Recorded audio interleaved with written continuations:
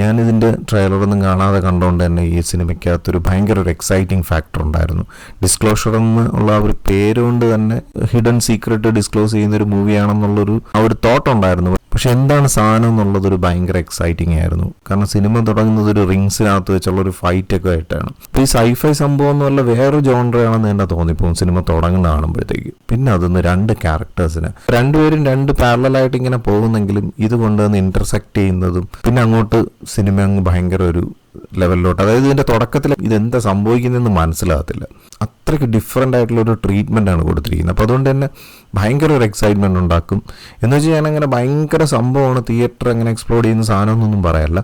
എങ്കിലും ഈ സാധനത്തിനകത്തൊരു Spielberg magic ഉണ്ട്. അത് നമുക്ക് ത്രൂ ഔട്ട് മൂവിയിൽ എക്സ്പീരിയൻസ് ചെയ്യാനുണ്ട്. പിന്നെ എന്താണ് സംഭവം എന്നുള്ളത് പറഞ്ഞു കഴിഞ്ഞാൽ, അതായത് ഈ മൂവിയുടെ കോണ്ടന്റിൽ തൊട്ട് എന്തെങ്കിലും പറഞ്ഞു കഴിഞ്ഞാൽ പിന്നെ നിങ്ങൾക്ക് ആ സിനിമയുടേതായിട്ടുള്ള ഒരു എക്സൈറ്റ്മെൻറ്റ് നിങ്ങൾക്ക് കിട്ടത്തില്ല.